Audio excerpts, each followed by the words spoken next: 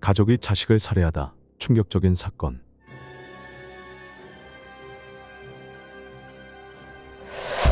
그날 저녁, 폭우가 쏟아지는 가운데 한 남자가 술에 취한 채 초췌한 모습으로 공포에 질린 눈빛을 한 채 경찰서로 뛰어들었습니다. 그는 숨을 헐떡이며 두려움에 떨리는 목소리로 누군가 자신을 죽이려 한다고 반복해서 주장했습니다. 그러나 그의 친척들이 나타나 그가 취중에 헛소리를 하고 있다고 주장하자 아무도 그의 말을 크게 신경 쓰지 않았습니다. 그러나 그가 경찰서를 떠난 직후 완전히 사라져 흔적조차 남기지 않을 것이라고는 아무도 상상하지 못했습니다. 나흘 후 경찰은 그의 시신을 근처 호수에서 비닐봉지 안에 담긴 채로 발견했습니다. 현장은 더욱 충격적이었습니다. 시신이 토막 나 있었고 이는 그가 잔혹하게 살해당했음을 보여주었습니다. 그렇다면 이 미스터리한 죽음의 진실은 무엇일까요? 범인은 그의 친척 중 한 명일까요? 아니면 여전히 숨어있는 다른 누군가일까요? 곧 모든 것이 밝혀질 예정이니 화면에서 눈을 떼지 마세요. 시작하기 전에 채널을 구독하여 앞으로의 영상을 놓치지 않도록 하세요. 실제 범죄 사건을 2D 스타일로 각색한 작품입니다. 이야기는 윈난성 안닝시의 평화로운 어느 아침에서 시작됩니다. 두 명의 환경미화원인 첸 씨와 리 씨가 평소처럼 업무를 시작했습니다. 그들은 작은 배를 타고 맑은 물 위를 조심스럽게 이동하며 뜰채로 떠다니는 쓰레기를 수거했습니다. 동호는 물이 맑고 쓰레기가 거의 없는 곳으로 이곳에서의 작업은 보통 가볍고 금방 끝났습니다. 그러나 이날 아침 첫 햇살이 물에 닿기 시작할 무렵 첸 씨는 갑자기 멈춰 멀리 한 지점을 주시했습니다. 가까이 가서 조사하자 그들은 뜻밖에도 물 위에 떠있는 검은 비닐봉지를 발견했습니다. 그 비닐봉지는 상당히 커서 맑은 호수 표면 위에서 눈에 띄었습니다. 무언가 이상하다고 느낀 두 사람은 뜰채를 이용해 봉지를 끌어올려 보기로 했습니다. 처음에는 누군가가 무심코 또는 의도적으로 호수에 버린 일반적인 쓰레기 봉투일 거라고 생각했습니다. 오랜 작업 경험 덕분에 이렇게 큰 쓰레기 봉투를 다룬 적도 많았습니다.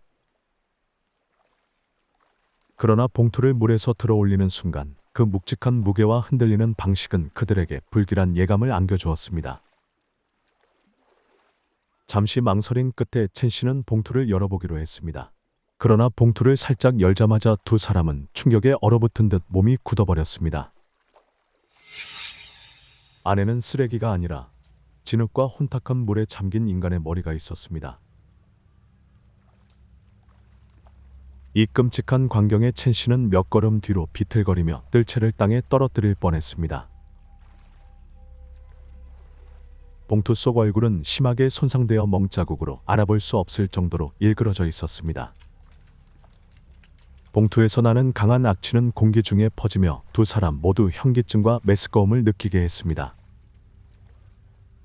처음에는 침착함을 유지했던 리 씨도 이마에 식은땀이 흘러내리는 것을 멈출 수 없었습니다. 한편 첸 씨는 떨리는 손으로 휴대전화를 꺼내 경찰에 신고하려 했지만 손이 너무 떨려 제대로 조작하기조차 어려웠습니다. 신고를 접수하자마자 경찰은 현장에 신속히 도착해 조사를 시작했습니다. 동호 주변은 법의학 조사를 위해 곧바로 통제되었습니다. 초기 조사에서 수사관들은 피해자의 얼굴에 깊은 상처가 있었음을 발견했는데 이는 상당한 힘으로 가해진 것으로 보였습니다.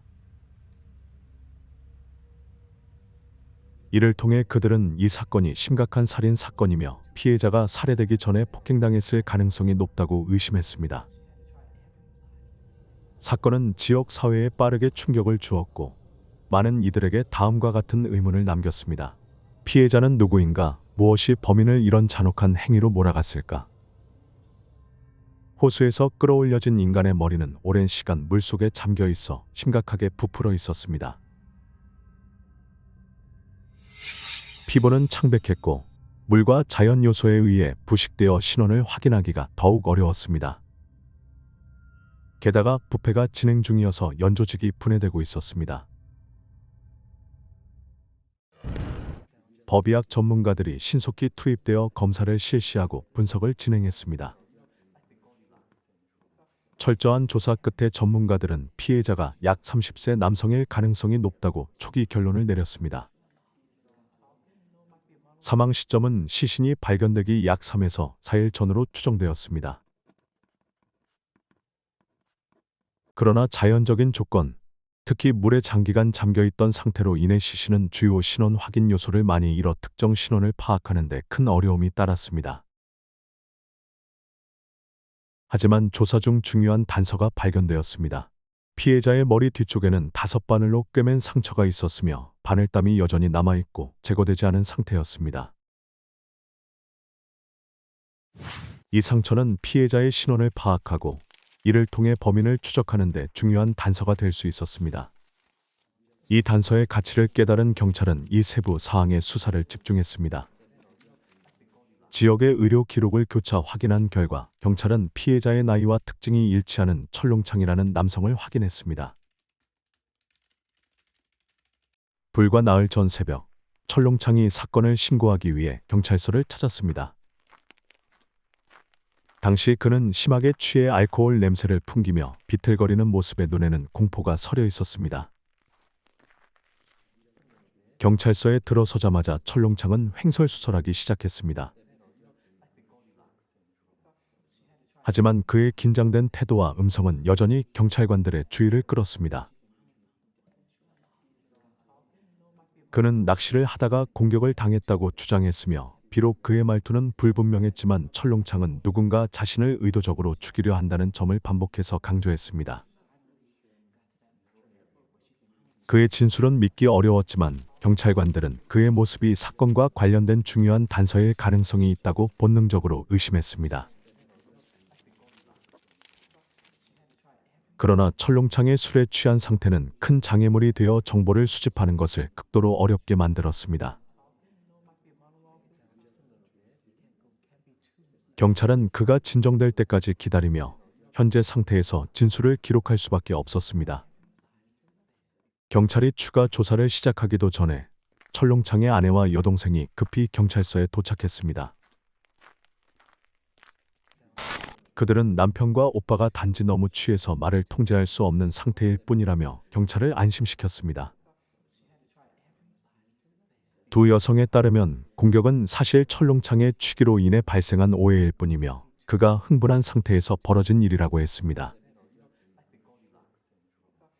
그들은 그가 술을 마실 때마다 미쳐버리는 경향이 있다고 강조하며 이번 사건도 이전의 사례들과 다르지 않다고 주장했습니다. 이후 그들은 철롱창을 집으로 데려갔고 경찰은 이를 단순한 사소한 사건으로 간주했습니다.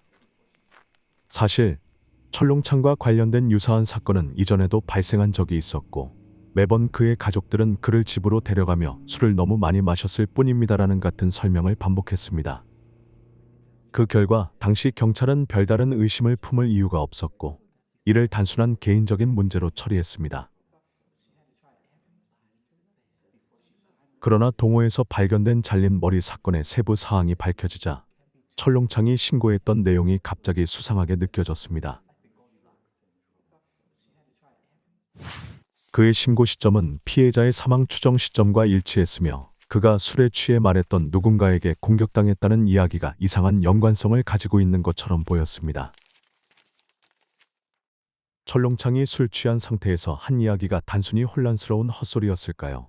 아니면 숨겨진 진실을 암시하는 은밀한 고백이었을까요? 목격자 진술과 수집된 정보를 바탕으로 경찰은 중요한 세부 사항을 빠르게 알아챘습니다.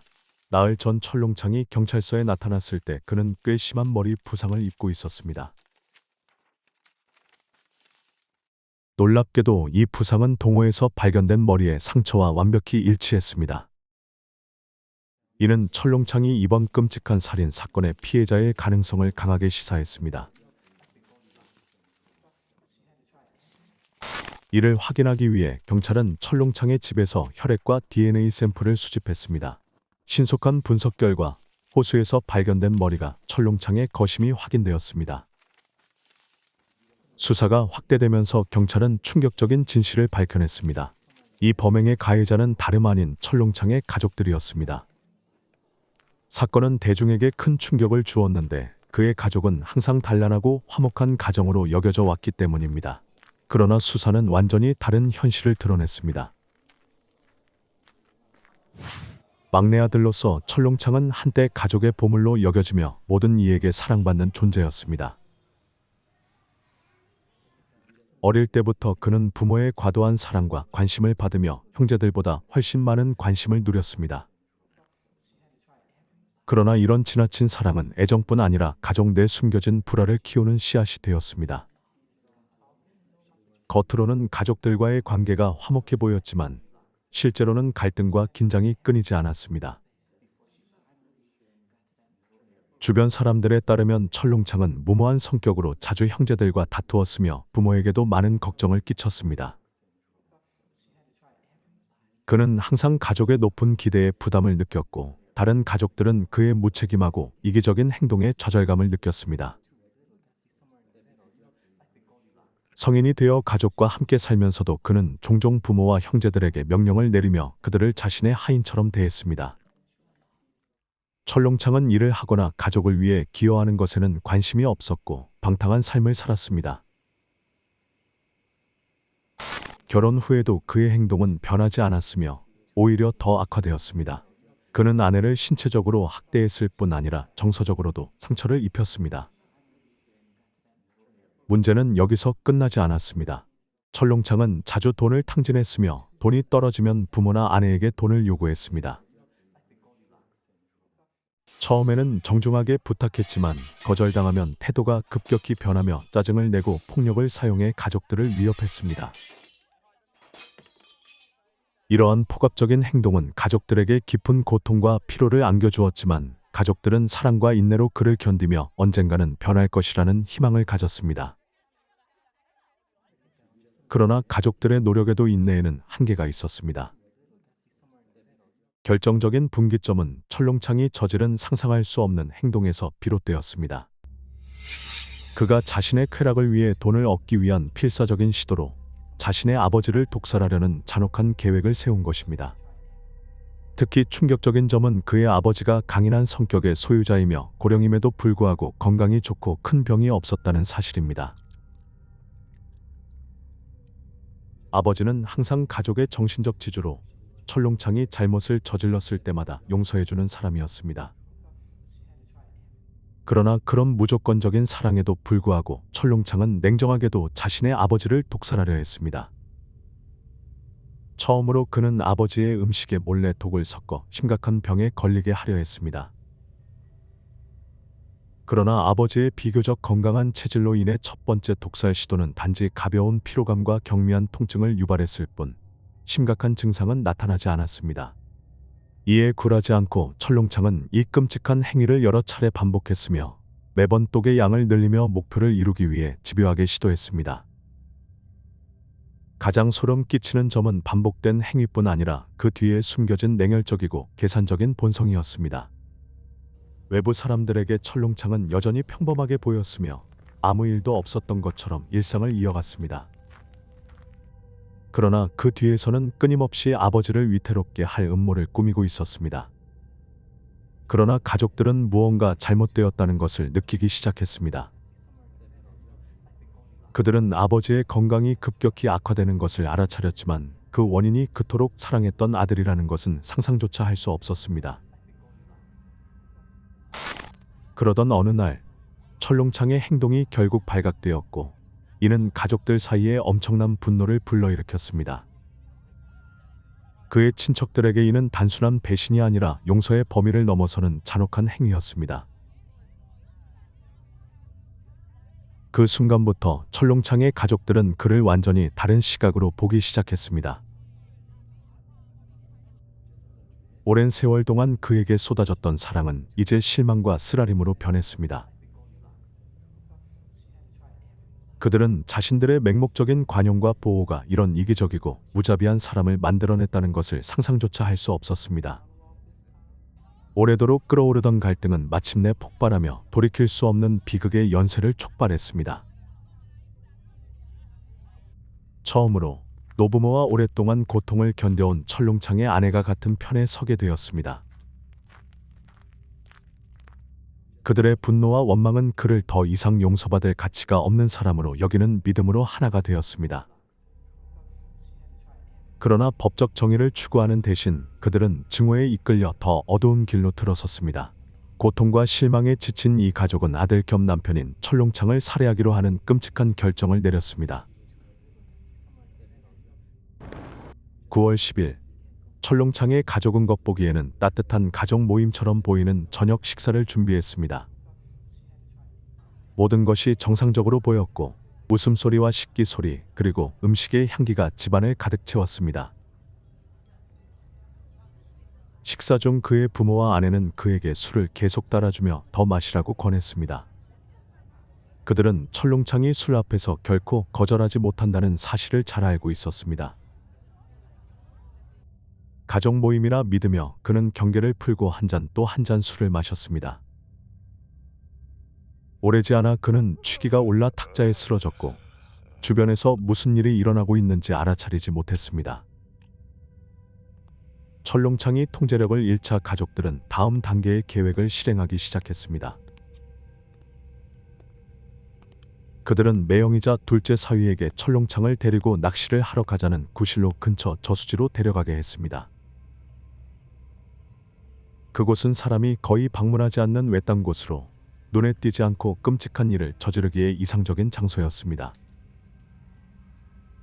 부모에서부터 그의 누이와 매형까지 한때 철룡창을 사랑하고 보호했던 가족들은 이제 그를 제거하려는 음모의 하나가 되어 있었습니다. 그들은 이 행위가 자신들을 그가 초래한 공포와 압박에서 해방시키는 방법이자 그가 받아야 할 처벌이라고 믿었습니다. 저수지에 도착하자 철룡창이 아무것도 눈치채지 못한 상태에서 매형은 준비해둔 쇠망치를 꺼내들고 그를 가격했습니다. 그러나 첫 번째 타격은 치명적이지 않아 철룡창은 부상을 입었지만 여전히 의식이 있었습니다. 공포에 휩싸인 그는 가까스로 탈출해 가장 가까운 경찰서로 달려가 공격을 신고했습니다. 이것이 그날 새벽 그의 경찰서 방문으로 이어진 이상한 사건이었습니다. 전빈강이 전혀 알지 못했던 사실은 그가 가장 사랑하는 사람들이 부모부터 아내까지 그를 해치려는 음모의 일원이 되었다는 것이다. 철룡창은 자신을 공격한 사람이 단 한 명의 친척이라고 생각했기에 아내에게 전화를 걸어 데리러 와 달라고 요청했습니다. 그러나 그는 이 전화가 자신의 죽음을 향한 마지막 발걸음이 될 것임을 알지 못했습니다. 아내가 데리러 온 후 철룡창은 자신이 가장 안전하다고 믿었던 익숙한 집으로 돌아갔습니다. 그러나 이번에는 그곳이 끔찍한 범죄 현장이 되었습니다. 그날 밤 그가 침대에서 잠들자 가족들은 계획의 다음 잔혹한 단계를 실행에 옮겼습니다. 철룡창은 바로 그 침대에서 살해당했습니다. 그의 시신은 하루 동안 집에 보관되었는데 이는 중추절 가족 모임의 마지막 의식을 완수하려는 것처럼 보였습니다. 가족 저녁 식사를 마친 후 집안 분위기는 어느 때보다 숨막힐 정도로 무거워졌습니다. 그러나 그 억지로 지은 미소와 축복 뒤에는 오랫동안 준비된 어두운 계획이 숨겨져 있었습니다. 밤이 되면 가족들은 가장 차갑고 잔인한 조치를 취하기 시작합니다.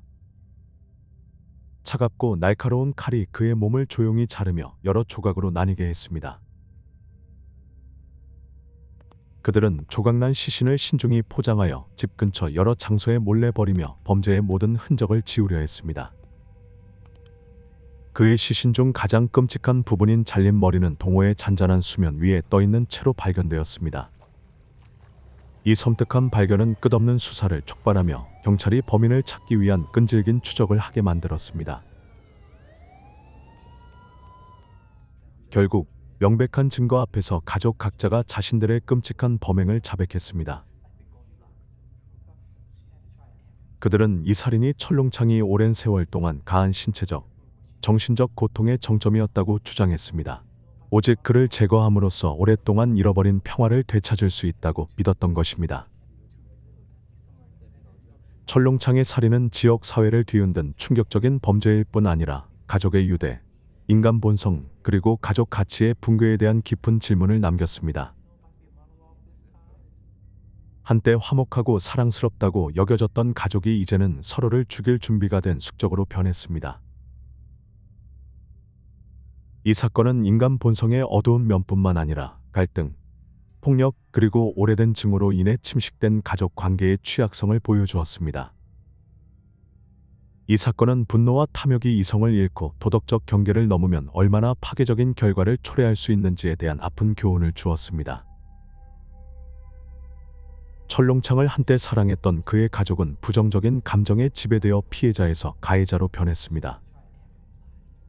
갈등을 해결하기 위한 올바른 해결책을 찾는 대신 복수의 충동에 굴복해 아무도 원치 않았던 비극적인 결말로 치달았습니다.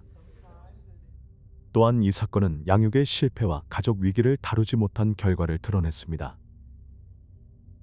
이기적이고 무자비한 아들은 태어나는 것이 아니라 방치된 관용과 초기 문제를 무시한 결과라는 사실을 보여줍니다. 결국 모든 것이 통제에서 벗어났을 때 가족은 다른 선택지가 없다는 듯 잘못된 길로 빠져들어 모두를 죄책감과 슬픔의 소용돌이로 끌어들였습니다. 마지막으로 남은 질문은 철롱창의 가족뿐만 아니라 사회 전체를 괴롭히고 있습니다. 범죄가 아무리 정당화되더라도 그것이 진정한 해방이 될 수 있을까요? 아니면 그것은 단지 새로운 비극의 시작일 뿐 가족 유대와 인간적 가치를 완전히 묻어버리는 것일까요? 이 사건은 철롱창의 가족에게만 국한되지 않고 우리 모두에게 어떤 상황에서도 용서, 인내, 도덕적 가치를 지키는 것의 중요성을 상기시키는 고통스러운 교훈이 됩니다.